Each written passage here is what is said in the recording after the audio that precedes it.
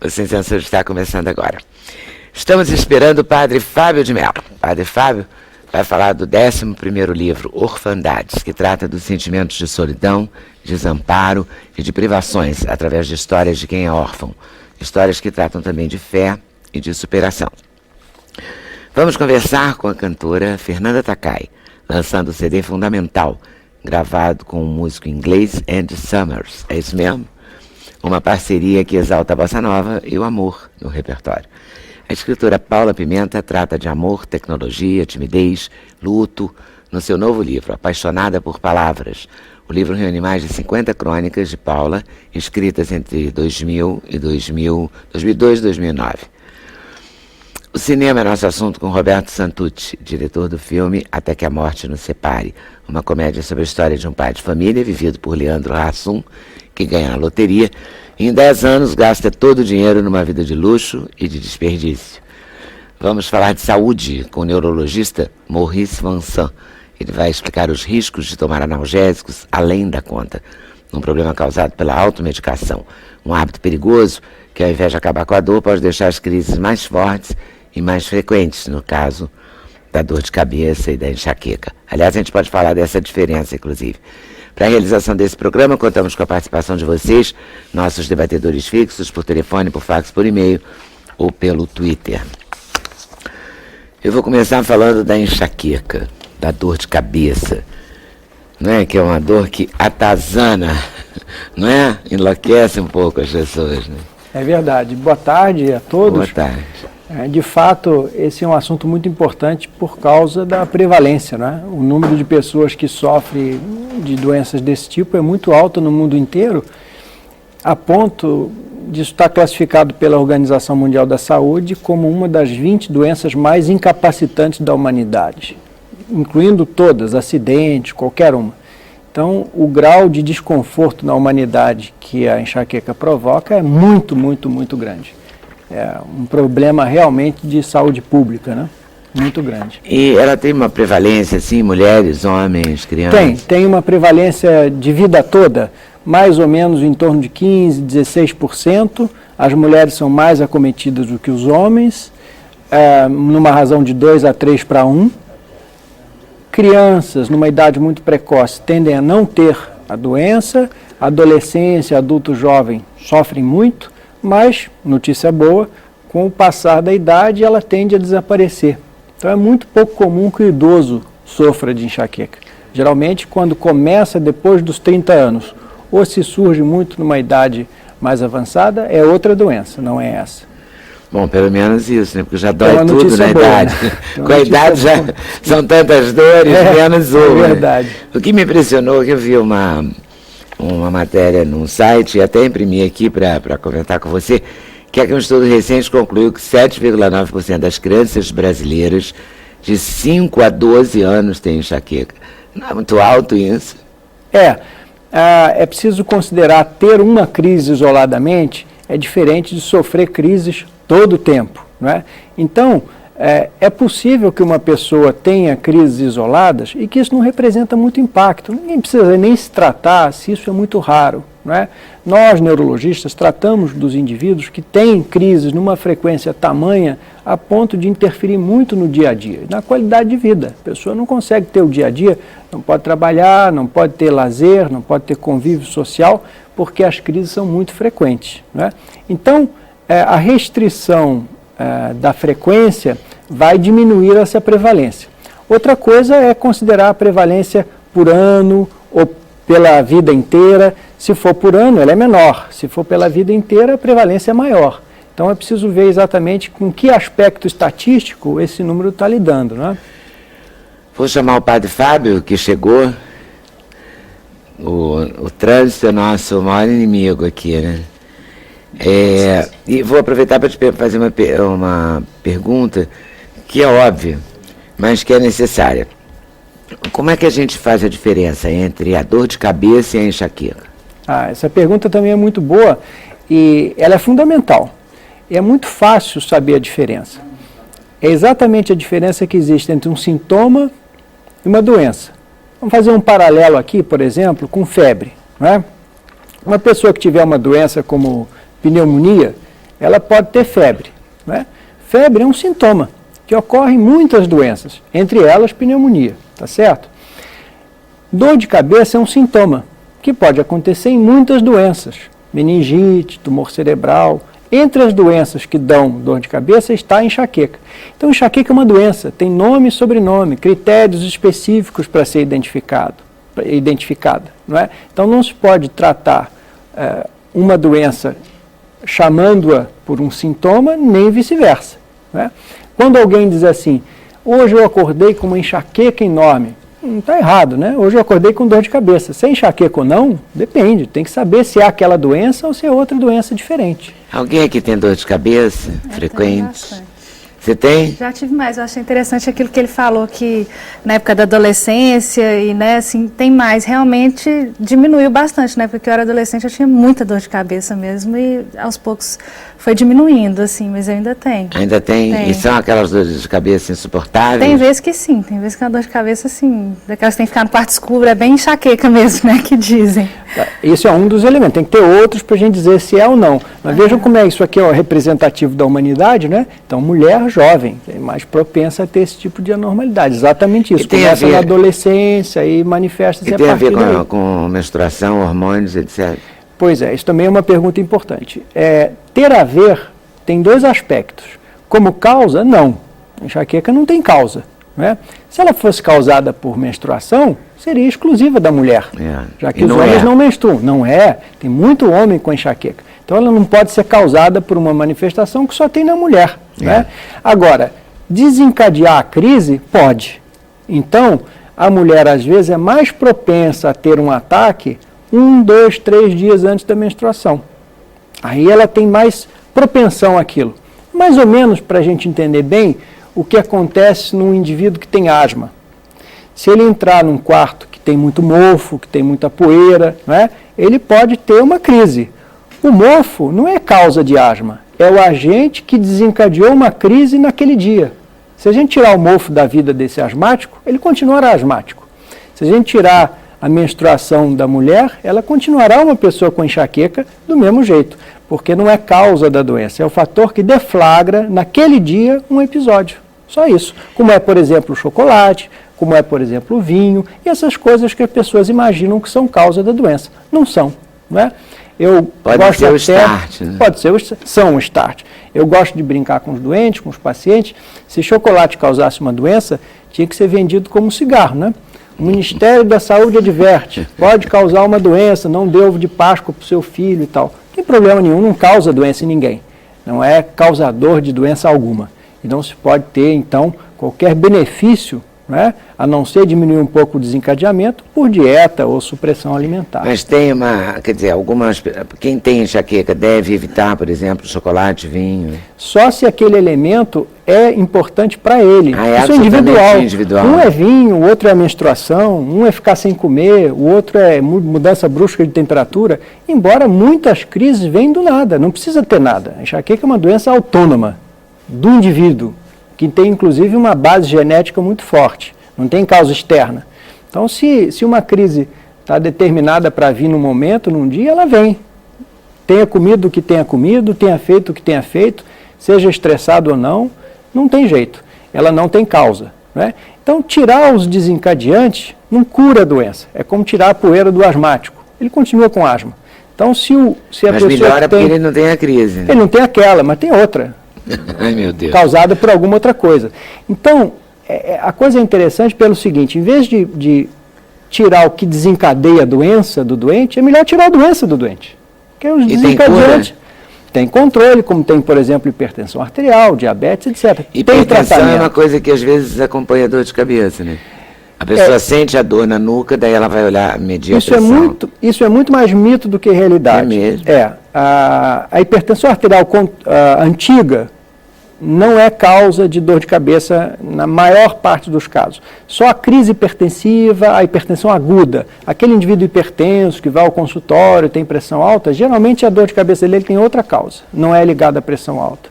Então, um pouco de exagero ligar a dor de cabeça à pressão alta. Mas se ela tiver uma crise hipertensiva, a pressão, sei lá, de repente está em 15, 16, A pessoa pode ter dor de cabeça Agudamente, associada. pode ter uma dor associada ao aumento da pressão arterial, isso é verdade. Mas imputa-se mais dor de cabeça à pressão alta do que na realidade. Isso é um fato. Eu tenho dor de cabeça quando eu fico sem tomar café, por exemplo. É uma bobagem, né? Você vai dizer que não, mas é verdade. Aí eu tomo um café, pronto, melhora. O café tem uma relação interessantíssima. Não sei porquê, mas com cefaleia em geral. Aliás, cefaleia, só para esclarecer, quer dizer dor de cabeça, não é nome de doença nenhuma, é um sintoma inespecífico, né? A relação do café com a dor de cabeça, eu gosto de dizer que é relação de amor e ódio, né? Pode dar quando falta ou quando é em excesso. Então, um indivíduo que tem hábito, por exemplo, ele é habituado a tomar café, ele toma café muito. Se ele não toma, ele pode ter uma espécie de abstinência naquele dia e sofrer uma crise por causa disso. Né? Agora, o indivíduo que também não está habituado a tomar café e toma em exagero, ele também pode ter uma crise. Nossa, que dorzinha danada, né? Que exatamente. tudo pode. E para completar o quadro interessante do café, muitos analgésicos, talvez vocês saibam, né, contém cafeína na sua fórmula. Porque foi demonstrado também que a cafeína, ela não é analgésica por si, mas ela pode potencializar o efeito analgésico de outras substâncias co-administradas, administradas em associação. Então essa é a razão pela qual muitos remédios contêm cafeína na fórmula. Né? E por falar menos simples. E por falar em remédio, os analgésicos, quem tem dor de cabeça, acho que crônica, tende a abusar dos remédios. Tende. Isso é um problema de saúde pública também. É muito sério esse fato.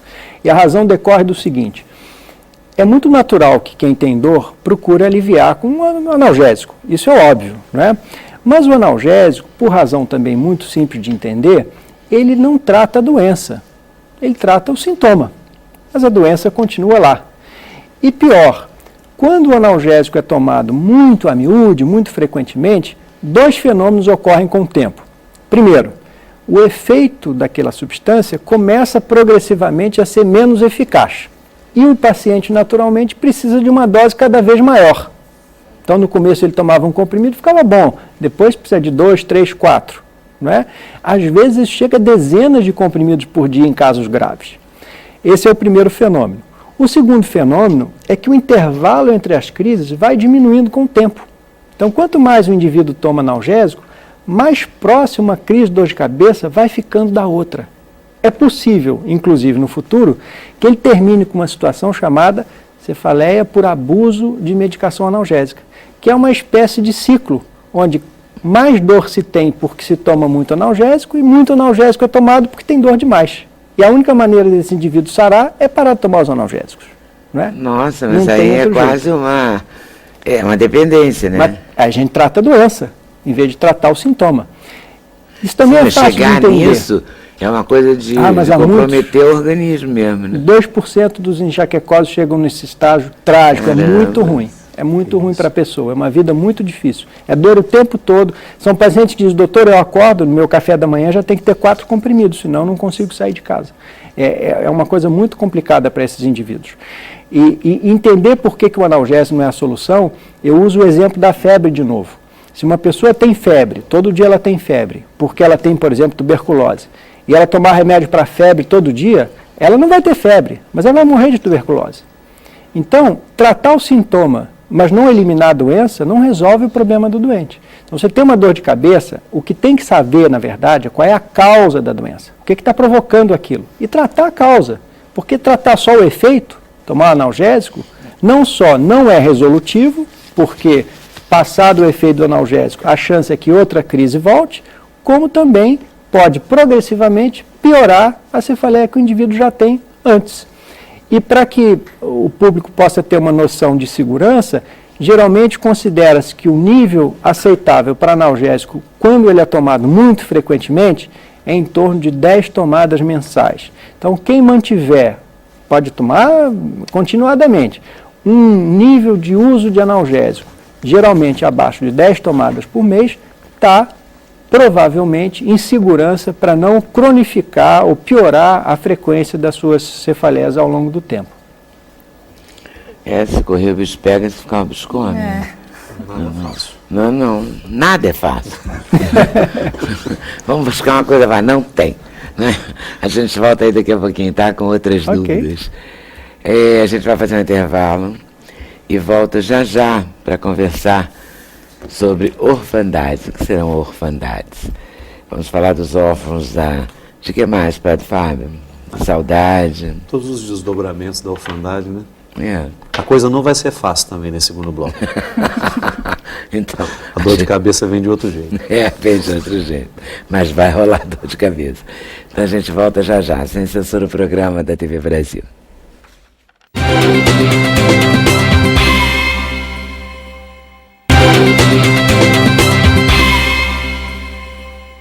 Padre Fábio de Mel.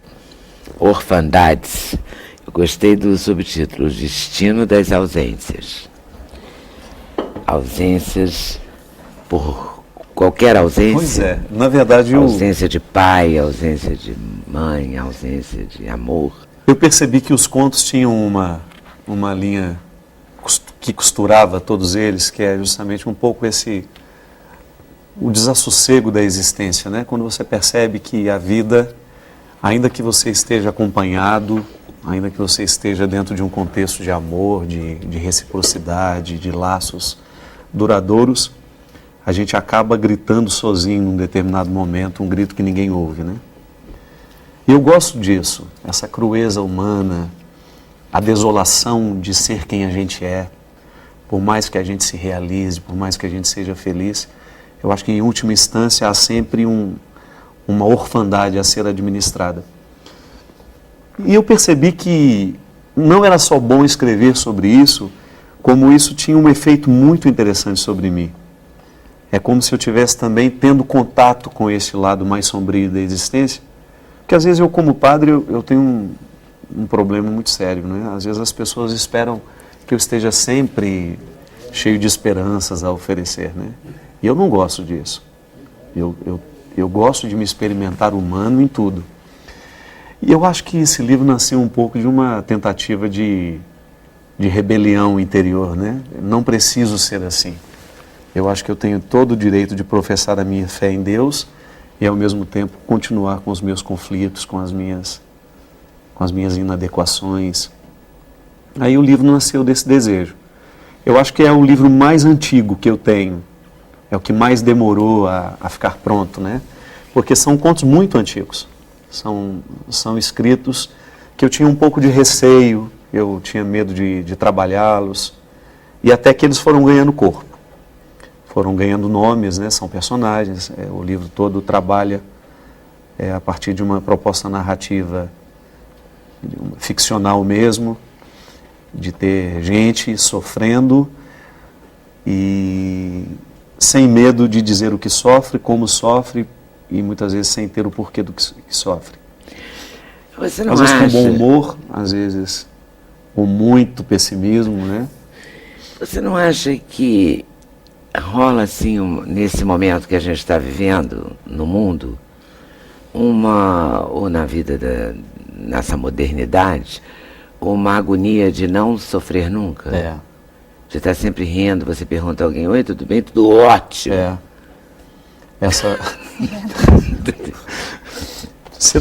Eu faço uma... Às vezes esse ótimo soa assim tão falso. Eu faço uma leitura dessa ditadura mesmo, né? Que existe para você tem que ser feliz, você tem que dar conta da vida, né?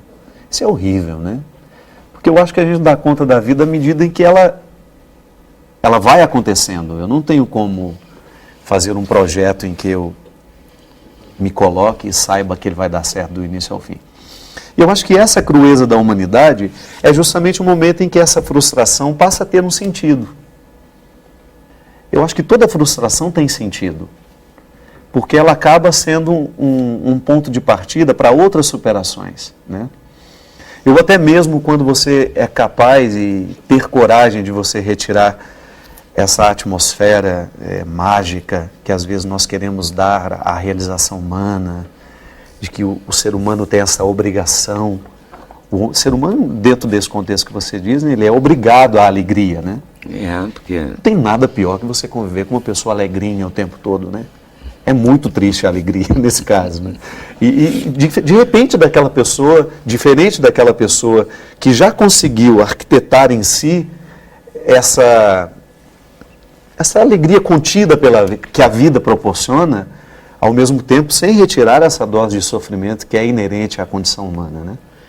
Esse direito de ser inteiro, né? Alegre, assim, insuportavelmente, sabe? Me parece falso às vezes. Não é possível uma pessoa tão feliz o tempo todo sem parar. Bom humor constante. É uma coisa tão bom dia, vida, sabe? Bom dia, dia. Isso, né? Todo dia. É uma fórmula, né? Que parece que não... Parece que porque quando você vê isso e você não, isso não é para mim, né? Eu não estou eternamente numa aula de aeróbica, né? Lembra como são felizes os professores de aeróbica? Ou então quando você pega aquele pessoal que anima hotel, uma coisa nada mais triste que aquilo, né?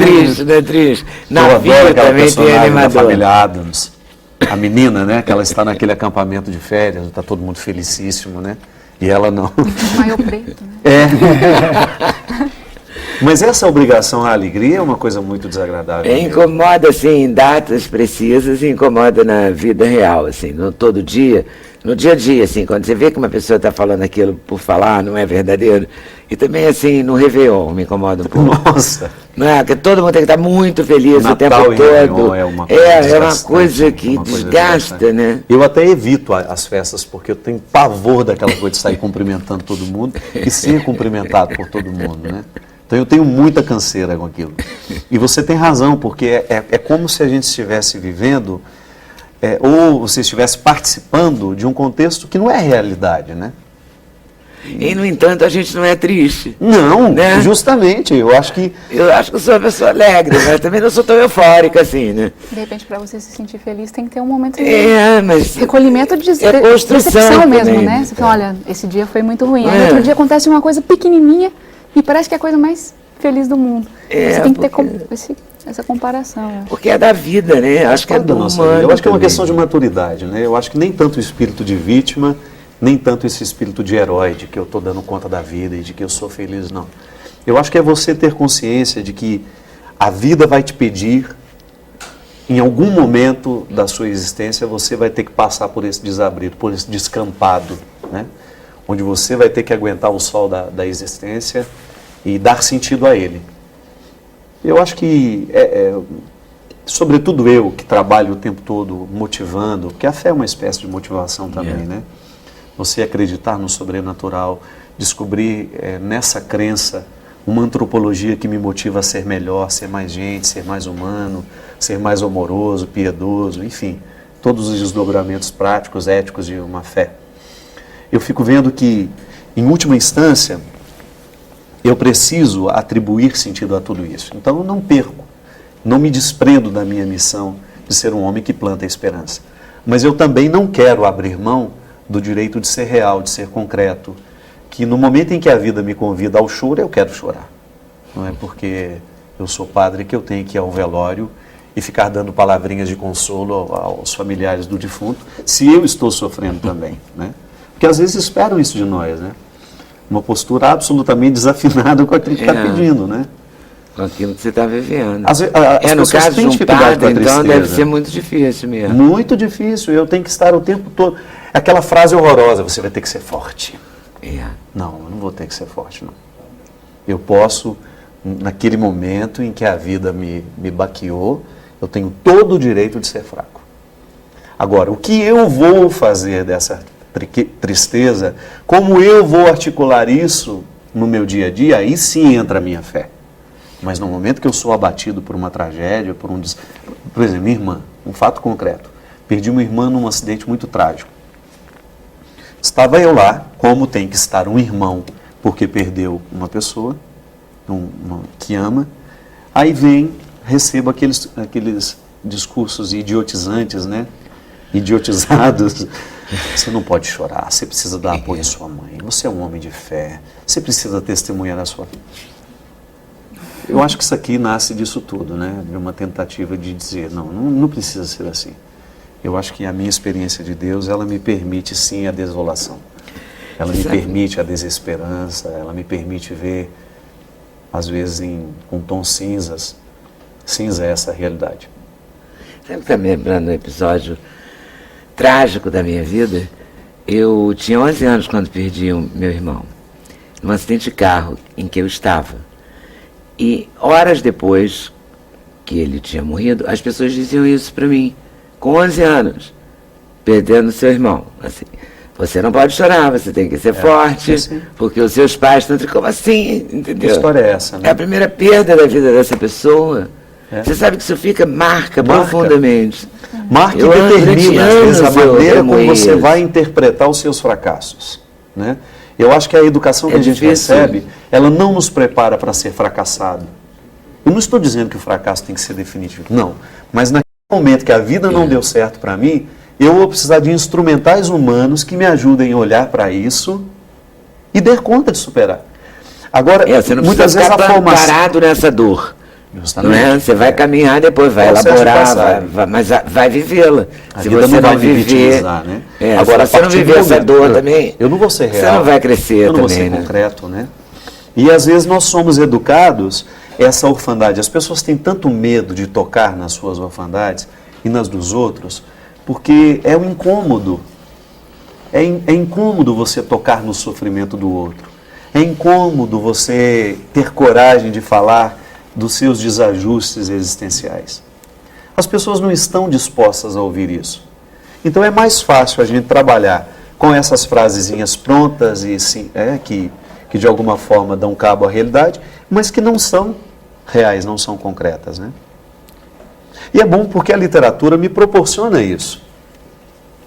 A partir do momento que eu estou escrevendo, eu consigo assumir a liberdade que uma personagem me oferece. Foi bom escrever? Foi muito bom. Por exemplo, o conto, eu abro esse conto com uma mulher que perde o filho. Então ela tem toda aquela... Eu sou muito sensível a mulheres que perdem filhos. Já passaram muitas pela minha vida. E eu sempre tive vontade de explorar essa dor por outro lado. Que é aquela mulher que tem coragem de, mediante a sua experiência de fé, dizer, então tá bom, se Deus é capaz de perceber o fio de cabelo que cai da minha cabeça e nada acontece sem a sua permissão, então eu espero que Ele venha aqui bater a minha porta e peça perdão por não ter salvado meu filho. Veja bem, essa não é a minha experiência de fé. Eu não acredito assim. A teologia me deu instrumentais para crer na absoluta liberdade de Deus diante de tudo que acontece na vida e que as nossas ações, elas determinam o resultado final. Eu não morro porque Deus quer. Eu morro porque alguma coisa acontece no meu processo humano, ou eu não cuidei da minha saúde, ou eu abusei da minha velocidade e fui embora antes do tempo. Mas muitas mulheres creem assim. Então eu queria ter o direito de dar voz a essas pessoas que não são capazes de compreender a vida com essa liberdade que eu posso dar a Deus de ser Ele quem Ele é e eu ser quem eu sou. Quis explorar a orfandade por um outro lado que eu acho muito interessante também, que é a liberdade que a morte da mãe causa no filho. Liberdade? Eu não sei, eu acho que quando a minha mãe morrer, eu vou experimentar a maior dor e a maior alegria no mesmo dia. Porque a morte da minha mãe vai me dar direito de morrer também. Eu sou tão ligado a ela, as alegrias da minha mãe estão tão ligadas à minha vida, que eu me sinto muito cerceado, assim, né? Eu tenho medo de atravessar uma rua e de morrer antes do tempo, porque minha mãe precisa de mim. E esse personagem assume isso, né? A morte da mãe é uma alforria para ele, que ele acaba tendo a oportunidade de assumir a vida dele com alguns recursos. Correr mais riscos? Justamente. Não sei. É difícil. É difícil. Você escolheu temas, não é? Bem instigantes mesmo, provocadores. Por isso que eu te disse que eles eram temas que não são comuns ao meu discurso, né? Não fazem parte do meu discurso. Mas eu tinha muita vontade de abordá-los. E você vinha trabalhando com esses temas e pensando essas coisas ao longo da sua vida? Ao longo da minha vida. Não tem um elemento deflagrador? Não, não. Eu sinto que o livro Orfandades, ele foi sendo construído à medida em que eu tive a oportunidade de passar por esses calvários, ainda que eles não eram meus, e de alguma forma também não ter a resposta para aquilo, né? E aí, eu não quero inventar uma resposta, eu quero só contar a história. Agora, o que ela vai provocar e qual vai ser o resultado que essas histórias vão provocar nas pessoas, aí já não depende de mim, nem é meu controle, né? Agora, é interessante a reação. Eu tenho muito contato com o meu leitor, né? Eu encontro muito os meus leitores. E uma primeira experiência que eu tive foi de uma professora lá em Belo Horizonte. Ela já tinha lido o livro, ela estava no meu lançamento, ela bateu o livro assim, vou te falar uma coisa, é dureza esse livro. Professora brava. É dureza esse livro, viu? Mas precisava ser escrito. Aí eu me senti muito confortável com o precisava ser escrito, né? Muito embora eu acho que a literatura é absolutamente supérflua, né? Ela não serve para nada, né? Não precisa ser escrita. Ela nasce porque eu não tenho como guardar tudo isso dentro de mim, então... Precisa nem que seja para te libertar dessas histórias. Mas acho que o momento que ele é lançado vem também de todos esses seus anos pensando sobre esses assuntos, né? Acho que é difícil você lançar um livro desse sendo padre e discutindo esses assuntos todos sem ter o lastro que você tem dos outros livros, das outras discussões. Porque para algumas pessoas poderia parecer, foi simples ele tocar nesse assunto, mas acho que é necessário muita discussão interior para depois justamente defender o livro junto às pessoas que vão chegar perto, né? E não como a professora, que no fim era um elogio, mas... Tem uma personagem aqui muito interessante. Né? É difícil. Porque você tem que estar disponível. É difícil porque muitas vezes eu tenho que corresponder à expectativa do que o outro acha que eu tenho que ser como padre. Né? Então, Acho que muitas vezes. Eu estou contextualizado numa cultura onde de alguma forma você imagina um padre. Quando falo padre e tal, você imagina. E muitas vezes quando me encontram, né, isso não é o padre que eu imagino. Algumas pessoas ficam chateadas e frustradas com isso, mas outras se empolgam. Nossa, que bom, o padre Fábio, ele de alguma forma supera aquilo que eu espero que seja, de maneira positiva. Mas não é fácil porque eu tenho um contexto de vida muito exigente, né? É curioso, né? Acaba que eu adorei essa conversa, porque eu descobri que eu sou padre. Não sabia. Todo mundo espera do médico que ele transmita uma palavra de esperança. A ele não é permitido tem que ser forte nos momentos das maiores perdas, né? Porque quando a mãe perde o filho, muitas vezes perde na nossa frente. Nós temos que dar notícia, por exemplo, olha, o seu filho tem uma doença séria, provavelmente ele não vai sobreviver. Quantas vezes nós já fizemos isso, né? Então, são experiências duríssimas. Falar para uma mãe, o seu filho tem um tumor cerebral, uma coisa do gênero. Então, são experiências muito, muito dolorosas. E se espera isso, que a gente não pode ser fraco, que a gente tem que... espera uma divindade também, que você vai... Dá um jeito, né? Pois é verdade. Salva meu filho. E a esperança tem que estar lá sempre. A gente não pode fraquejar, tem que transmitir a sua palavra de esperança. É muito interessante isso. Agora, eu estava vendo quando você comentou sobre... A Leda também, né? Seja forte, aos seus 11 anos. Eu acho que talvez a pessoa que disse isso, na verdade, estava dizendo para si mesma, né? Eu gostaria de ser forte nesse momento. O sujeito desse ato, se era a menina de 11 anos ou se é quem está falando, eu acho que fica muito misturado nessa hora. Eu não sei, ele que está tendo fraqueza. Cara dela até hoje. Ela que estava tendo fraqueza em ver uma menina de 11 anos passar por aquilo e sentiu falando para si mesma, seja forte. É que, na verdade, quando a gente... Eu nem acho que é de maldade também não é entendeu? Maldade, não é mesmo. Mas é de uma... Mas é como tem gente que fala, chora, tem gente que é o contrário. Mas é tão inoportuno, digamos assim. Faz uma leitura filosófica muito interessante do sofrimento, né? E que depois como é que é o especialista em mito lá? Esqueci o nome dele. Ele numa palestra dele, ele estava dizendo justamente que o sofrimento do outro, o desassossego, quando você percebe, é o que você experimenta de si mesmo. Isso. Então, toda vez que eu estou diante de alguém que sofre, eu estou vendo aquilo que eu sou. E isso se antecipa, né, dentro de nós com uma angústia muito grande, porque você vê, é igual a morte da Hebe.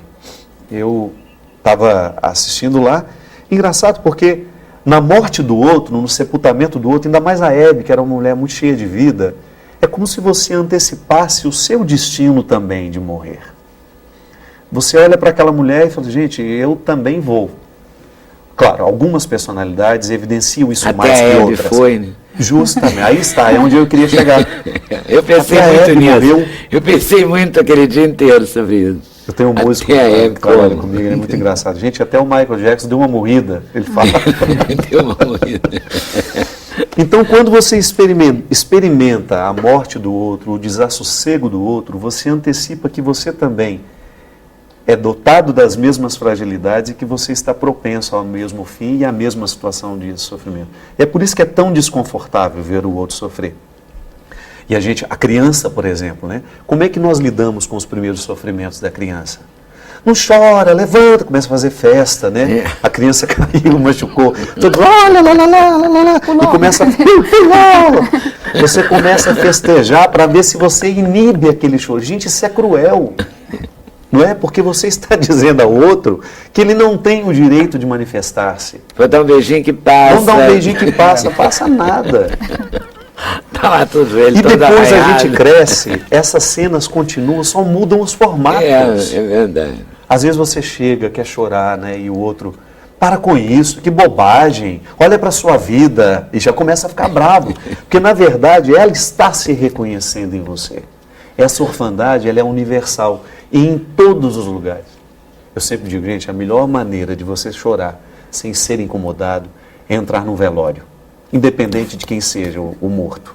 Que aí você chora tudo que você tem vontade, e ninguém vai lhe perguntar por que você está chorando.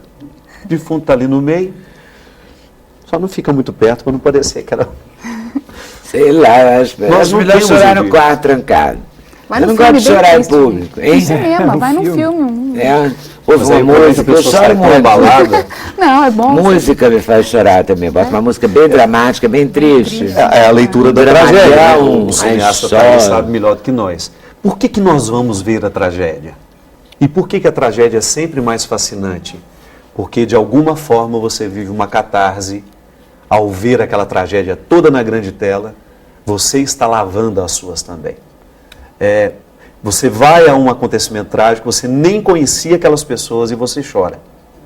Porque, de alguma forma, você está lavando as suas realidades, as suas situações, naquele motivo que é coletivo e que você acaba tomando parte disso. Faz sentido. Às vezes, vendo o noticiário num crime absurdo, eu vou às lágrimas. Eu também. Assim, Eu choro com muita barbaramente. facilidade. Me sinto uma criancinha. Falo, como assim que eu estou fazendo isso? Mas é incontrolável, né? Você vê uma situação, uma coisa horrorosa, né? E a gente vê tanta violência na televisão, Demais, né? na vida real que eu Todo. falo. Não estou nem falando dos filmes, dos desenhos, culpando a janela pela paisagem, não. Estou falando da paisagem mesmo, né? O que a gente vê é muito violento, né? É sequestro, é morte, é guerra. São coisas dramáticas. E às vezes Mas o livro tem algumas situações muito engraçadas também. não vamos chorar o tempo todo. Não, Não aguentaria. e aí, alguns Vamos combinar personagens, que não daria certo. alguns personagens também mostram que é perfeitamente conciliável a orfandade com o bom humor, né? Quando você identifica que a vida ela pode ser sempre engraçada, e eu particularmente sou assim.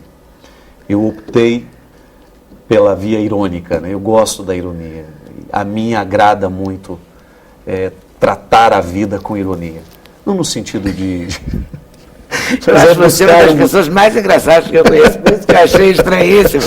Orfandades, e a gente está aqui falando de tristeza, naquela hora que eu falei, olha, a gente nem é triste, para dizer que a gente não está nenhum ataque de depressão, assim, tomando nenhum Sou muito medicamento, vamos feliz até. pegar o pobre do Dr. Morris, Pegar um que medicamento apareceu novo aqui, pra vamos isso. pegá-lo para tomar um medicamento, nada disso. Não, eu gosto A gente, de modo geral, ri, debocha Claro. da gente mesmo, que aliás é uma maneira de viver maravilhosa, porque se a gente não debochar da gente, é porque a gente perdeu a noção. É aí que está. Aí o ego foi e a gente ficou. A gente Dançou. ser capaz de A rir pessoa dançou. desses limites e você descobrir que isso pode ser até engraçado, sim. Quando... Eu acho que a esperança, ela é um elemento que dá um motivo novo sempre a tudo aquilo que parece desgastado, né? E eu acho que a esperança, ela está amarrada nesse bom humor, na ironia. É muito bom. É muito bom viver. Eu gosto de viver. Eu também. Mas não Claro. abro mão do sombrio da existência, porque eu acho que é isso que me equilibra. Porque é vida também. É isso que me equilibra, é isso que dá dar sentido às coisas, né? E Deus me livre de ser felizinho. Felizinho? Não, felizinho não. Falei que Alegrinho não. E eu estou aqui, Primeira vez que chegou aqui, eu estou aqui. Olha, primeira vez que se mostra a capa, eu estou aqui, a última, a penúltima de Padre Fábio. Não, porque a última não, a penúltima. Mais recente. A mais recente. As pessoas falam, é o último disco, não sei, se eu morrer, será o último. Não, não é o último, é o penúltimo.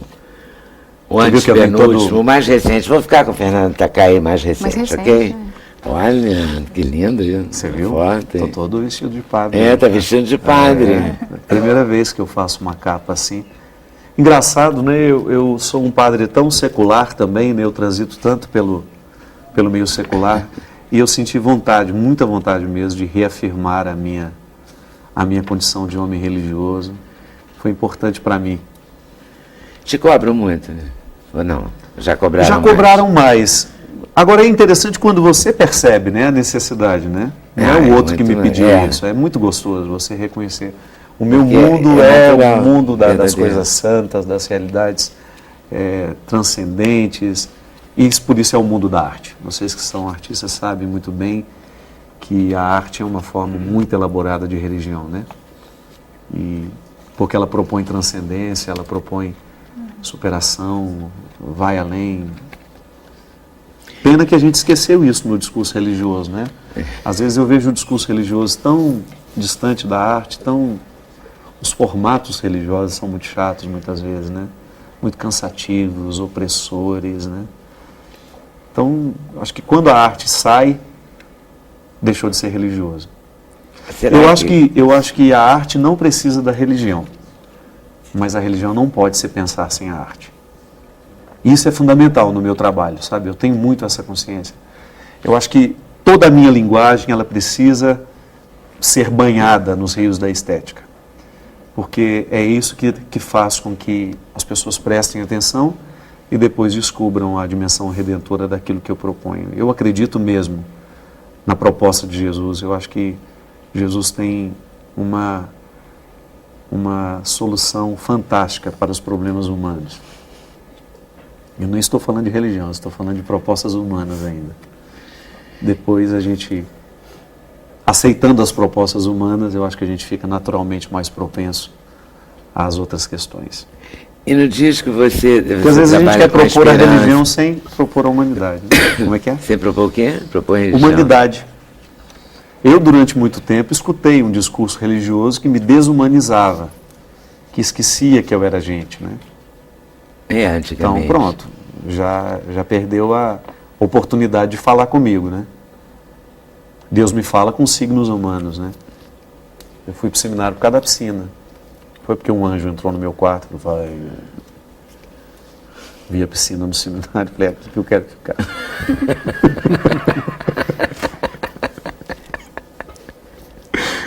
E nenhum padre se aborrece quando você diz isso, não? Nada. Eles entendem. Eles só vão ter 2 trabalhos, se aborrecer e desaborrecer. Eu vou continuar assim. O disco fala da esperança, da luta, nunca pare de lutar, bem claro, assim, né? Isso.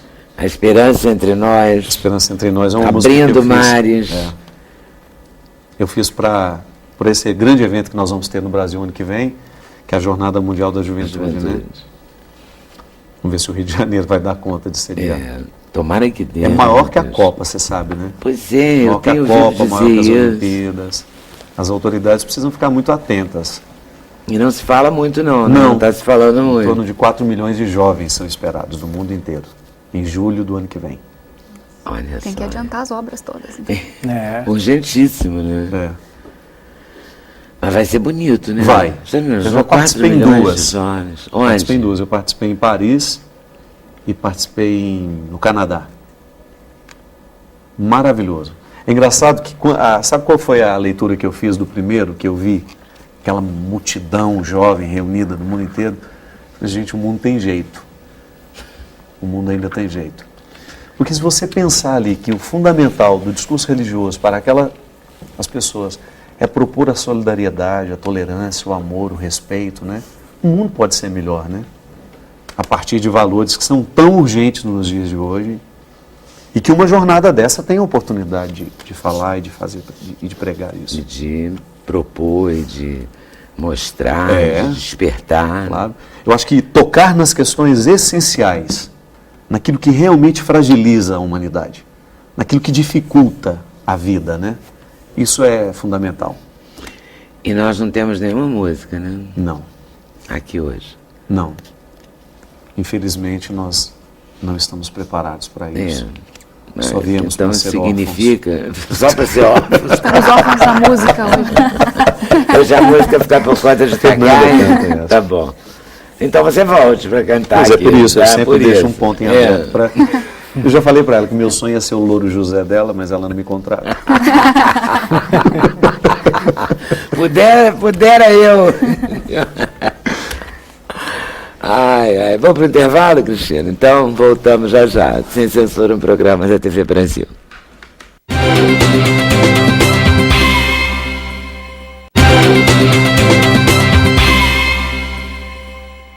Eu vou abrir esse bloco explicando que, na abertura do programa, no texto de abertura, estava escrito que o filme do Roberto Santucci é Até que a Morte nos separe, mas não é a morte, é a sorte.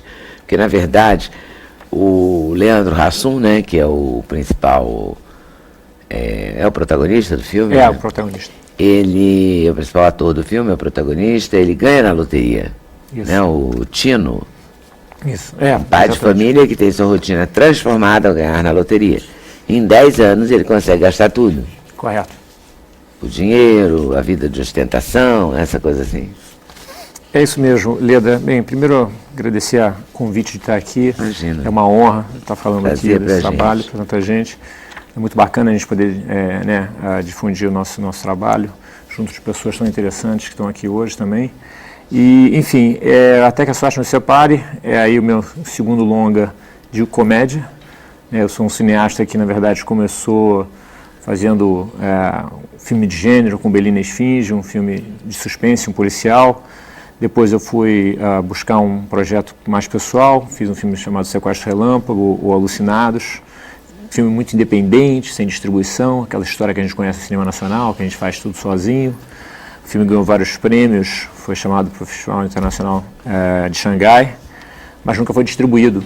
Não conseguiu nem passar no Rio de Janeiro, aqui nos festivais mais famosos, apesar dos prêmios, etc. e tal. Isso faz um pouco parte da história do cineasta brasileiro, né, que tem que enfrentar essa dificuldade toda. Na verdade, isso faz parte de todos. Eu morei 7 anos em Los Angeles, e lá é pior ainda a coisa, né? Até qualquer restaurante que você vai, a garçonete é atriz e o caixa é roteirista. Isso aí é mais ainda em Hollywood, né? A gente conhece só a história da Hollywood que deu certo, mas na verdade você vai morar em Los Angeles e você vê todo mundo quer fazer cinema e tem muito cinema independente lá. E obviamente eu fiz parte disso tudo, e aí foi no De Pernas pro Ar, filme com a Ingrid Guimarães, que foi a maior bilheteria do ano passado, que desabrochou essa coisa de eu fazer comédia. E o De Pernas pro Ar, na verdade, foi um filme que eu fiz para tentar entrar no mercado. Com toda a dificuldade que eu estava tendo com os filmes de gênero, policial, né? Eu criei a história da personagem da Alice, que era uma mulher que descobriu que nunca tinha tido um orgasmo de verdade. E aí ela era uma workaholic, né? Uma mulher muito que tem uma grande identificação com o público, né? Porque a mulher da atualidade, ela tem que trabalhar, ela tem que ser mãe, tem que ser namorada, tem que dar conta de tudo. E, enfim, criamos um personagem que deu muito certo. E aí, com isso, começaram a surgir convites, né? Ô, Santucci, temos um filme aqui bacana. Nesse momento surgiu um convite da Paris Filmes e da Gulani Filmes. Temos um filme aqui, tá pronto, você dá uma ajeitada e vamos fazer uma comédia, né, de grande público, né? Que é o que todo mundo quer fazer, um grande público e tal. E aí chamei meus parceiros, principalmente o roteirista Paulo Cursino, que é um gênio da comédia, que trabalha... trabalhou no Zorra Total, trabalhou com uma série desses atores aí, que é a Ingrid Guimarães, Leandro Hassum, e o Paulo. E a gente tinha essa encomenda, né, que era fazer um filme sobre o livro Casais Inteligentes Se Enriquecem Juntos, do Gustavo Cerbasi, que tinha vendido mais de 1 milhão de cópias, mas tinha que se criar uma comédia em cima de vamos dizer assim, de um livro que era um manual financeiro, né, para você atingir uma estabilidade financeira. Como fazer uma comédia disso? Aí eu chamei o Cursino e falei, Cursino, como a gente vai fazer isso? Ele falou, desiste, não dá certo. Aí a gente voltou, quebramos a cabeça e a gente falou, não, a gente tem que ter um personagem que, na verdade, ele faz tudo que todos nós erramos financeiramente, é muito normal. Então o personagem do Tino, ele ia quebrar todas as regras do livro.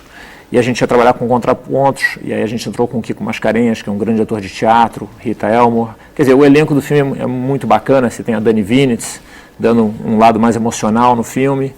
E aí vem Ailton Graça, Rodrigo Santana, participações do Maurício Sherman. Quer dizer, tentou se fazer um elenco de pessoas bacanas, para criar um clima bacana de trabalho, que a gente super acredita nisso. Cinema é muito difícil de fazer, é uma guerra mesmo, né? A gente trabalha contra o tempo. Vocês que são de televisão sabem como é que são essa coisa. Muitas vezes não fica muito diferente no cinema, não, tá? A gente também tem uma É um inferno, mas a gente gosta.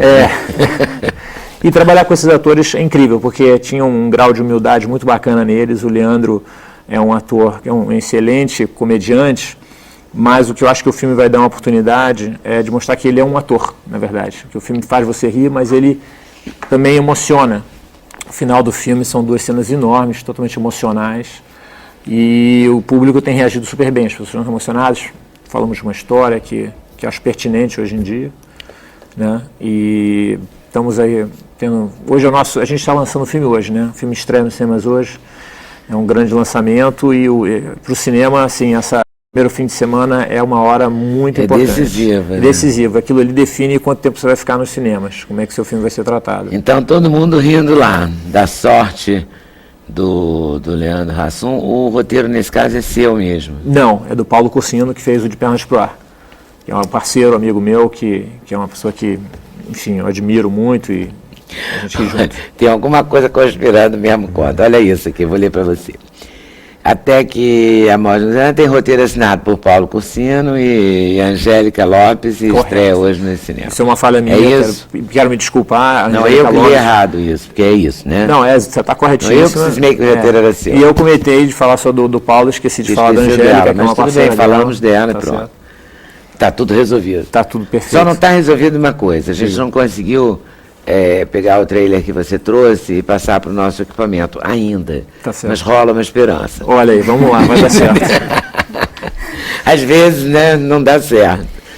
A gente tem apanhado um pouco também, mas vamos lá, parece que tem gente apanhando lá na ilha de edição para ver se consegue resolver isso. Tá ótimo. Vamos ver se a gente Está na internet também, é só bater se no não site. resolver, a gente fala que até a morte, que a sorte nos separe.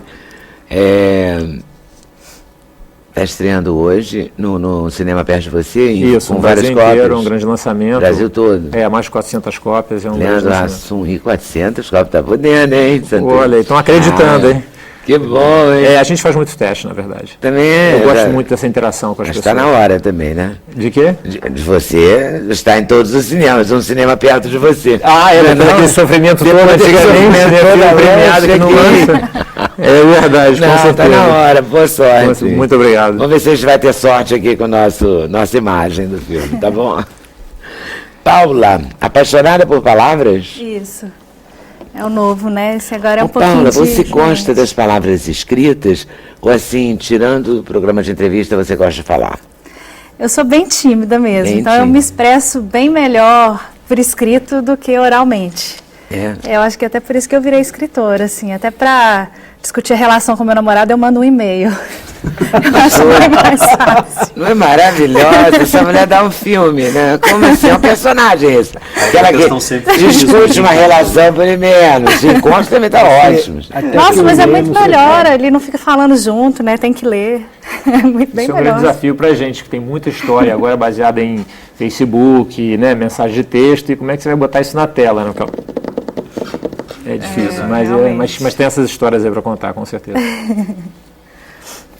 Ai, adorei esse desafio. É um tremendo desafio. Vai acontecer e alguém vai fazer. A gente está aí quebrando a cabeça para pensar como é que faz. Nossa. Mas são dois temas assim que vão ser retratados eventualmente no cinema, que é essa atualidade, que é todas essas comunicações que acontecem através do texto, dos e-mails, todas essas redes sociais, e a outra enorme é o videogame. Né? O videogame enorme, e as crianças, os adultos do futuro vão pensar como um videogame também, que são enormes. Nossa Senhora. Sei não, hein? Sei lá, não sei não. Sei lá. Ah, que bom. E aí você manda um e-mail e até ele responder, você fica agoniado, igual a minha geração ficava assim, diante do telefone. Ele vai tocar, não vai tocar, vai tocar, não vai tocar. Aí tirava do gancho de vez em quando, sabe, pra conferir, né? Ai, tá dando sinal. Tem uma das crônicas aí que eu falo disso. Eu falo disso numa dessas crônicas, chama Angústia da Espera, que eu falo que antigamente a gente esperava o telefone, hoje em dia a gente espera o e-mail chegar. Claro, o e-mail, uma mensagem, né? Exatamente. Então olha pro celular e olha pro computador, né? Que agonia.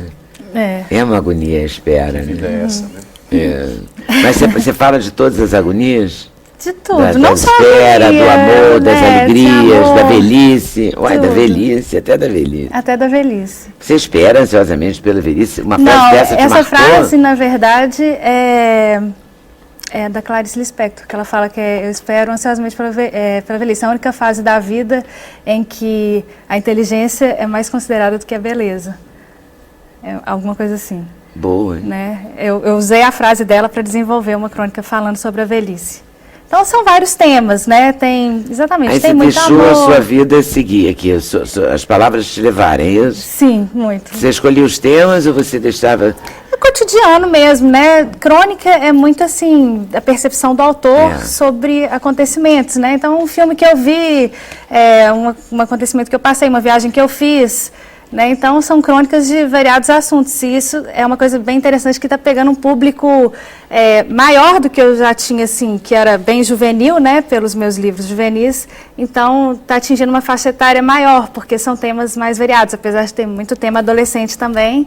Mas os adultos também estão gostando agora das minhas crônicas Você está também. migrando, né? Está abrindo o leque. Não, eu sou escritora. Eu sou formada em publicidade, mas já tem Quando você alguns descobriu anos. esse gosto pela adolescência, escrever para eles? Eu acho que minha voz interior ainda é muito adolescente, assim, porque na verdade o meu primeiro livro, que foi Fazer Meu Filme 1, eu escrevi um livro que eu gostaria de ler. Entendi. Né, me baseando um pouco na minha própria adolescência. E eu achei que as minhas amigas fossem gostar, lembrando da adolescência delas também, mas não, acabou que eu descobri que a adolescência é uma coisa que é igual para qualquer geração, porque eu escrevi baseada na minha adolescência, as adolescentes de hoje se identificam e as amigas da minha mãe leem e se identificam também. Então eu acho que o que muda são os costumes, a moda, mas a adolescência... Isso é tão bom, né, ter uma escritora que se ocupa, né, desse público. E ela se ocupa mesmo, sabe por quê? Esse Fazendo Meu Filme é o 4. É o 4. E é um Ou público seja, bem difícil, para falar a verdade. né? Fazer filme para esse público é difícil. Deve ser E olha, eu vou te difícil. falar que a coisa que mais me pedem todos os dias é se o Fazendo Meu Filme não vai virar filme. Porque aí eu falo, a personagem é uma cineasta. Eu estava até conversando com ele, uma coincidência muito grande, que ela vai estudar cinema na faculdade que ele formou. Uma grande coincidência, assim. Eu estava lendo o currículo dele aqui.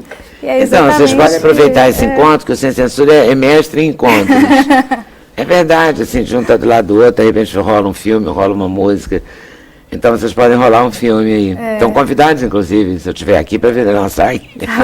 A gente poderia estrear, né? Nós, como atores. Como também. atores, vamos. Olha aqui, temos a trilha sonora. Fernanda Takai faz a trilha sonora. Santucci não achou muita graça, não. Pô, imagina, gente, eu sou um cara meio tímido, por favor. Eu não estou acostumado ainda a vir aqui falar ao vivo. O doutor Maurício mediu o público. O doutor Maurício vai medicar o público para o público não suportar. O doutor Maurício vai garantir que a gente tenha dor de cabeça no sétimo, manter todo Esse mundo meu bem. Não, o doutor Maurício vai ser o apoio garantir logístico. a liga de todo mundo. Pô, Claro, fundamental. vai fazer todo mundo ficar com a cabeça boa para nos assistir. Não, Você não leu a pode ter, Coleção não pode ter Vagalume alegria também? Eu obrigatória. lia demais a Coleção Vagalume, Mistério de 5 Estrelas, todos do Todos Marcos eles, Rey, eu Marcos adorava. Rey. Foi assim, minha formação delícia de adolescente, do foi a Que Coleção delícia Vagalume. isso. Né? E agora o Minha Vida Fora de Série, né, que é o primeiro da outra série, que Fazendo Meu Filme acabou no 4. Acabou esse aqui. Esse Esse aqui. Imagina. Fazendo Meu Filme 4. 4 episódios. Então, Quarto, esse aqui é o quarto, tá? Esse é o quarto. Agora esse é o primeiro Esse de é o primeiro outra de série. uma outra série, que é o Minha Vida Fora de Série. Que a Fanny, a minha personagem do Fazendo Meu Filme, era a garota apaixonada por cinema. Essa agora é apaixonada por séries de TV. Então, é o Minha Vida Fora de Série. Né, eu usei um outro tema e também já estão me pedindo para virar filme também. Então Outra- pode também outra estourar série, mesmo. Isso que ele falou é uma coisa muito legal de estar, né, com os adolescentes, assim, que eu acho mais legal é estar dando para os adolescentes a oportunidade do hábito da leitura mesmo. Chegam meninas até de 9 anos nas minhas sessões de autógrafos que já leram um livro de 600 páginas. Isso é maravilhoso. Né? Então, assim, eu falo, meus livros podem até passar, a moda deles pode passar, mas o hábito que eu estou, né, incentivando. Você está incentivando, semeando, exatamente, digamos vai Esse é o ficar, primeiro vai livro de ficar. muita gente, né? Isso é fantástico. Muita gente me fala, nossa, se eu foi o primeiro livro grosso que eu li, ou se eu foi o Primeiro primeiro livro livro grosso. que eu gostei de As ler. pessoas falam muito que eu adoro isso. Eu falo com uma clareza. Ai, esse livro é grosso, né? Assim mesmo. E é Foi o muita primeiro escola- livro grosso. A primeira camisa de pano, a primeira festa de camisa de pano, né? E de botão. Muita escola adota os livros e as professoras Olha muito essa, comentam. professora. Eu sou professora de português e conheci a Paula Pimenta por indicação dos meus alunos. Muito Olha bom. isso. Muito bom. E algumas professoras chegam e falam, nossa, os meus alunos reclamaram muito porque o livro era grosso, mas depois, por iniciativa própria, eles buscaram os outros da série. Às vezes ela indica eu fazendo meu filme 1, e aí os alunos leem por Porque vontade se própria. você vê, o volume do livro não é tipo para um livro de adolescente, né? Se você vê o volume... Engraçado, Nossa, A primeira considerável. editora que eu tentei, né, antes de conseguir a minha, que eu levei o livro, ele me falou que não, que meu livro não ia agradar porque adolescente não lia livro grosso. Né? Mas assim, na época já existia Harry Potter, que era bem Calhamaço, grosso, né? né? Eu vi que ele estava enganado daí, né? E foi aí que eu falei, não, ele não sabe do que ele está falando. E aí ela foi para essa editora que é a Ele se Gutenberg, matou que da depois. Rejane. Isso, exatamente. Ele se Se matou, matou. claro. Depois a gente vai falar dos autógrafos, que hoje e amanhã no Rio, né? Hoje e amanhã aqui no Rio tem lançamento. Tá certo. O Orfandade já teve lançamento?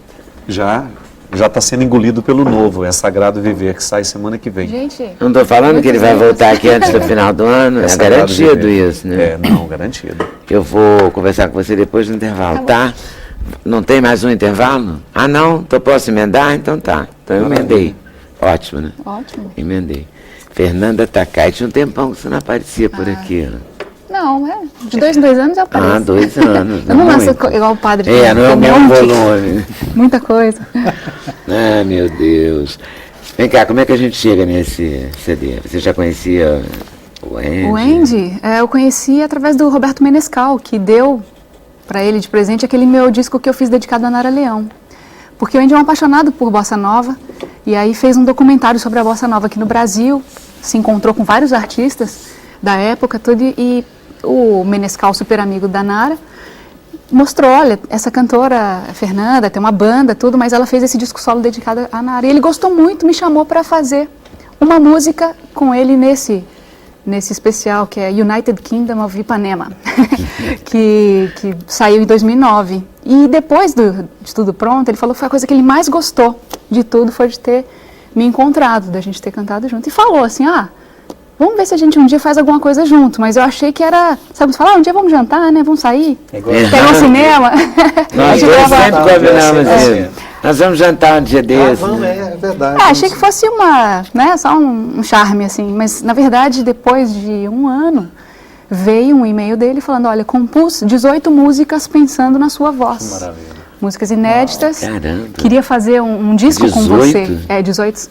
Pensando no meu timbre, já tava no meu tom, as músicas já tudo bonitinho. Não tem como ser conquistado Nossa, imediatamente. Como fiz Eu falei, 18 poxa. músicas pensando na sua Não, voz. e eu ainda eu fiquei meio humilde. Eu falei, é pra escolher, tipo, 2 para eu gravar no seu disco, né? Ele falou, não, eu quero fazer um disco inteiro com você. E fui pra Califórnia. Parece a música do Lulu, né? Nossa. Adoro essa música. Eu fui pra Califórnia, gravei.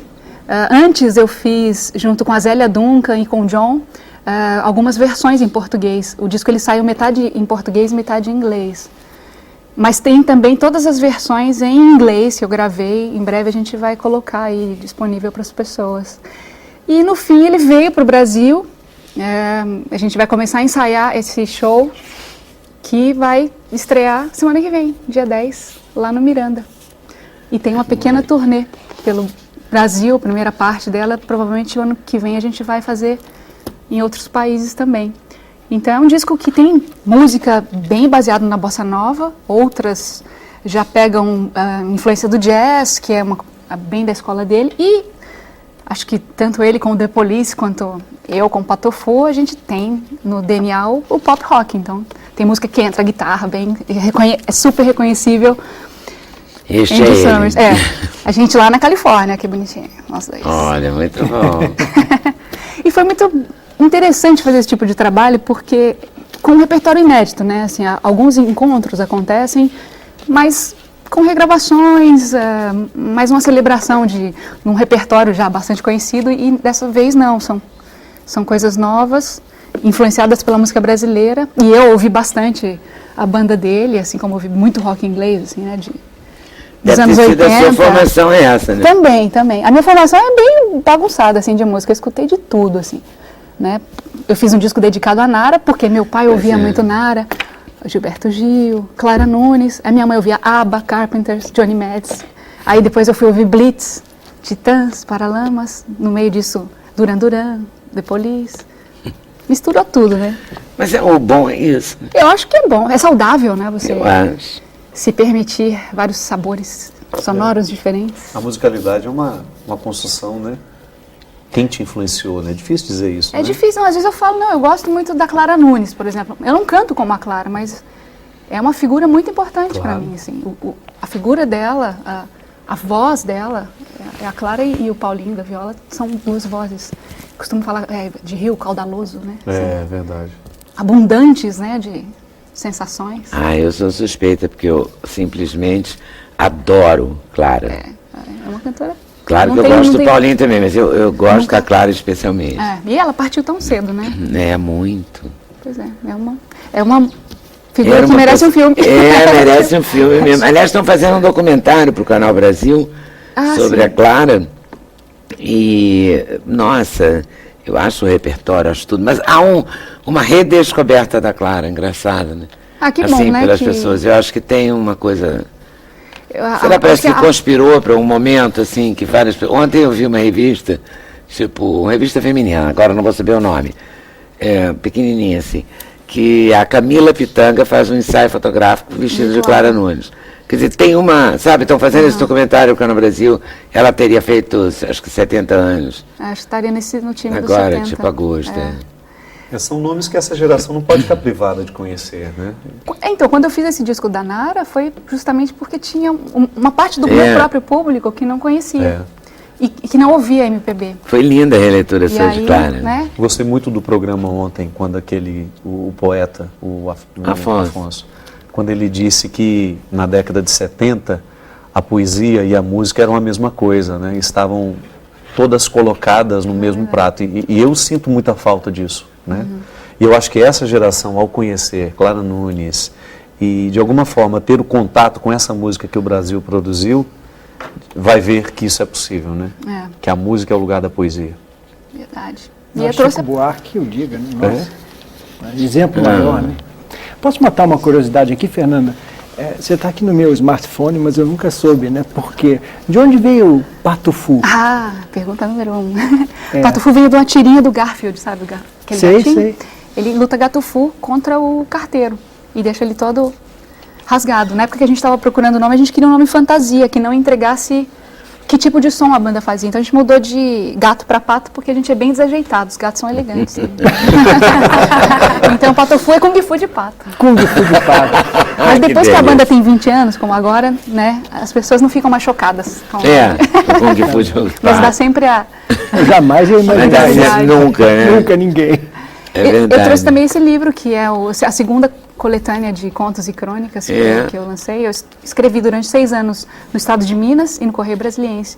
E aí fiz esse apanhado. E é curioso que tem um conto que fala de ganhar na loteria, ganhar um apostador que... Ele chega, sabe quando está acumulado, assim, a Mega Sena, aí o senhor, né, chega e para e fica um tempão na fila, e aquela fila dobrando o quarteirão, e ele começa a pensar, é engraçado, muita gente comenta, e ele está perdendo tempo, passando, eu tenho que voltar. No final ele olha para a cartela dele, e como muita gente faz, a gente marca data de nascimento, né? Muita gente põe, o ano que eu nasci, o ano que minha filha nasceu. Ele olhou a fila, já estava 2 horas lá, aí, na verdade, meu bilhete premiado é esse aqui, são todas as pessoas que são minhas, né? Assim, eu já ganhei na loteria, então aí ele foi embora. Ele percebe que ele já tinha tudo que ele precisava, na verdade, na vida. E ele não podia ficar mais na fila e lembrou que já estava premiado o bilhete dele. Aí um continho curto. É uma das coisas da mulher que não queria acreditar. Fernanda Takai para você. Escrevendo, cantando e seguindo a canção, né? E no fim do ano sai meu primeiro livro infantil. Outra que vai voltar aqui, né? Ficamos combinados assim. Vamos para o intervalo. Voltamos já já. Sem Censura, um programa da TV Brasil.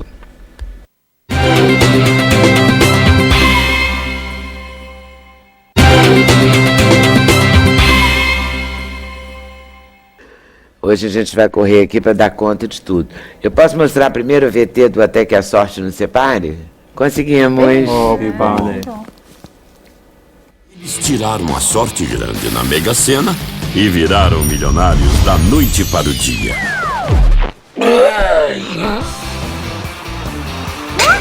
Rodada de cerveja pra geral! Aí, filhote, lembra aquele carrinho que você viu no videogame? Sei. Papai comprou, ó. Preguiça é pecado, sabia? É inveja também, viu? O seu cartão foi recusado. Recusado. Recusado. Recusado. Ninguém é capaz de gastar 100 milhões de reais, por favor. 300 mil dólares em voo de gravidade zero. Festa de bodas de algodão no castelo de Chantilly, na França. O Ronaldinho Fenômeno fez a mesma coisa, ninguém tá falando nada. Uma coisa é certa, esses dois passaram da conta. Você não pode gastar mais um tostão, você tá me entendendo? Eu sei, Amaury, mas a minha mulher não sabe disso. Então eu acho bom você contar logo. De hoje não passa. Tô grávida. Ai, meu Deus do céu. Então é melhor a gente evitar qualquer tipo de trauma. Agora, esse paizão vai ter que mostrar todo o seu amor. É muito jogo de cintura. Você tem que vender tudo. A Jane é um ralo de dinheiro. Olha, se a Jane fosse casada com o Ike Batista, ele virava vendedor de água de coco em 2 tempos. Relaxa que amanhã a gente tem que acordar cedo pra ir pro leilão. Ela só pensa em gastar. É isso? A Vinitz foi fantástico trabalhar com ela, é uma atriz também que faz humor muito bem. O Leandro Hassum, ele tem uma das maiores qualidades dele, é o improviso, né? Então o pessoal já tinha me avisado, olha, Santucci, filma com 3 câmeras, porque ele vai improvisar e se prepara, o primeiro take dele sempre que vale. Então aí eu nem deixava ele ensaiar, sabe? Porque ele tem tiradas incríveis e você tem que ter realmente um elenco que sabe lidar com isso.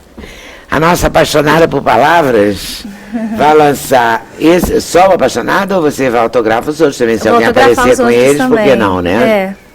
Se a fila... Não temos preconceito, né, Vala? Não, às vezes a fila está muito grande, aí a gente tem que dar uma... Porque senão a livraria fecha, né? E a fila continua. E que horas é esse lançamento? Hoje é 7 horas na Saraiva do Rio Sul e amanhã na Cultura do Fashion Mall às 5. E já lançou Belo Horizonte? Já lancei em BH, em São Paulo, Fortaleza, acabei de voltar de Caxias do Sul e Belém também. Ai, Belém, Padre Fábio vai no Ciro de Nazaré. Você vai também. Você eu acho que eu não vou, porque eu não estou conseguindo ir. Mas eu amo vocês, amo Fafá. Eu adorei Belém, me apaixonei. Praticamente apaixonado. A cidade é linda, o povo é muito maravilhoso. Eu sou suspeito. Tudo é lindo. E o filhote é muito gostoso, o tal do filhote. Aquele peixe é danado. Você tomou sorvete de açaí com tapioca? Tomei, com tapioca. Como você mandou? Silêncio? Silêncio Minuto total. De silêncio, minuto de silêncio em homenagem ao sorvete de tapioca. Eu não tolero que alguém vá lá e faça isso sem me avisar. Pois é, mas eu avisei, você que me mandou. Eu me comportei super bem. Mas avisou bem. Já estando lá, né? Não foi muito honesto. Educado, tem razão. Da próxima vez que eu for a Belém, eu te aviso. Padre Fábio de Mello, Orfandades, o Destino das Ausências, editora Planeta, nas melhores casas do ramo. O Estou Aqui, já está lá. Ainda não está não, segunda-feira. Segunda-feira estará. Inclusive na quarta-feira de manhã, eu vou fazer a inauguração da Lojas Americanas em Aparecida. Quarta-feira, no dia primeiro lugar que eu vou ver. Peraí, quarta-feira é dia 10? Dia 10. Dia 10. Dia dela, dia 12. Da manhã. Já 8h15 da manhã? 8h15 da manhã, é ótimo, é um horário muito bom. Muito bom, Horário ótimo. 8h15 aonde? 8h15 em Aparecida, a inauguração das Lojas Americanas em Aparecida. Olha isso, tá vendo? Imagina essa fila, né? Nossa, espetáculo. É bom começar cedo mesmo, né? É bom começar cedo mesmo. É bom, ele vai começar às 8h15, porque vai ficar 12 horas, né? Ah, meu Deus. Fernanda Takai, Andy Summers e A Mulher que Não Queria Acreditar.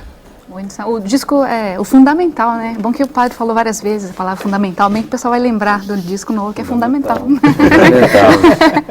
O lançamento, então, no Rio, dia 10, no Miranda. Depois Quarta-feira. tem dia 11, Jacarepaguá. Mas não é às 8h15 da manhã, é à noite. É à noite, Ah. às 9. E depois, Aí Jacarepaguá? depois sai, tem 19 BH, 20 Juiz de Fora, 25 em Floripa. 20 Juiz de Fora, merece destaque. É. 27 Ipatinga, dia 31 São Paulo. Depois no site, fernandatakai.com.br, Tem tudo. tudo. Nós vamos torcer para não ter dor de cabeça, né, doutor Morris? Claro. Mas se tiver, não abuse dos analgésicos. Se não tiver, procurar o tratamento para a doença, ao invés de tratar só o seu efeito. Tá certo. Não abafe o sintoma. Não abafe o sintoma. Nem o caso. Então a gente vai terminar esse programa desejando boa tarde, agradecendo a vocês, claro, por terem vindo. Boa tarde, boa noite. Até segunda, com certeza, se Deus quiser. Ao som de insensatez? Não. A ficha está errada, nem vou discutir isso. Tá bom. Então, ao som de Fernanda Takai, né? Para não ter erro. Valeu, gente. Até segunda.